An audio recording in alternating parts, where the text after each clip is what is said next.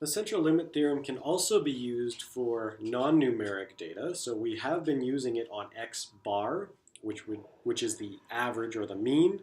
And we only use the average and the mean when we have numeric data. When we have non-numeric data, instead of using the average or the mean, you've seen how we've been using something called the proportion. Okay, so the proportion is like, think about your scores on an exam. You've got seven, you can have either your question be right or wrong, so that is a category, not a number. Then you count the number of categories you have. So for a proportion, this is just y over n. Okay, so I get 10 questions right out of 100, then I know that the proportion is 0.1, or the percent is 10%. Okay, so here, this is actually also called the normal approximation for the binomial distribution. Okay, so we've got a binomial, it's either a success or a failure, correct or incorrect, or something like that. And here, we're going to show the central limit theorem for categorical data. Okay, so here we're going to let y be the sum of x's. Again, the central limit theorem only works for collection of information, not singular data. If it's singular, then it'll be what the distribution will be whatever x is. However, if you're collecting numerous data together, either in an average or in a sum, then you can say, then you can use the central limit theorem and say that the shape of the sampling distribution will be normal. Okay, so here let's find the expected value of something called the proportion of p hat. So here y, which is the sum of 0 and 1s, divided by n. Okay, so here just the expected value of a proportion. Okay, so how this is done, this is just the expected value of y divided by n. Y is a variable, n is just a known constant. We can take the constant out. This is 1 over n times by the expected value of y. Y, we said, is binomial. So what do we expect y to be? We expect the binomial to be the expected value, or mu, of binomial, which is n times p, you'll remember. So here I've got 1 over n times by p. These n's cancel each other, and the expected value for p hat is just p.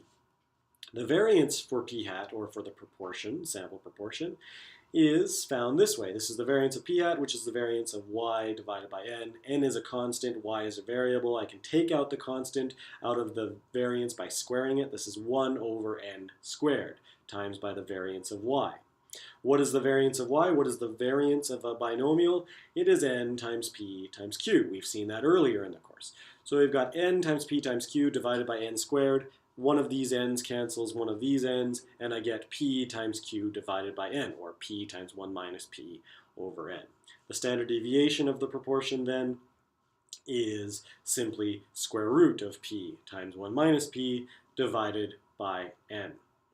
Okay, really what we get here, so there's two different ways to see this.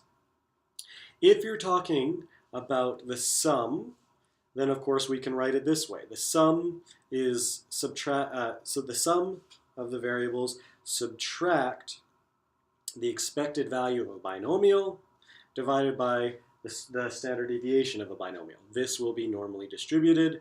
Or equivalently, instead of talking about sums, we can talk about relative sums or proportions. Instead of saying to your mom, "Mom, I got 10 questions right," and not telling her how many questions there were, you can say, "Mom, I got 10%, because there were 10 right and 100 questions." So instead, it's equivalent to talk about here's the sum of, or the number of successes, or the sum of things and binomial, or you can talk about this mathematically equivalently as proportions. So this is p hat subtract p divided by the standard deviation of the sampling distribution, which is called the standard error. Okay, functionally what this means, maybe a quick peek at some things that are needed. We need to have at least 10 successes and at least 10 failures for the central limit theorem to do a good job here. Okay, so what does this mean? Again, here is the formula. Basically, p hat can be normally distributed with a center of p and with a standard deviation of root p, 1 minus p, all over n. What this means is any value p can be converted into a z-score by simply just taking that value, this p hat, subtract the middle, and divide by p times 1 minus p all over n. Okay, the middle will be always converted to the z-score of 0. Okay, also you can talk about this in terms of sums or the normal approximation to the binomial. This is going to be y, the number of successes, subtract the expected value of successes, which is just the average of the binomial, the mean of the binomial. This is n times p, divided by the standard deviation of the binomial. That also will be approximately a z-score. Okay, so that's some of the theory behind using the central limit theorem for the categorical data.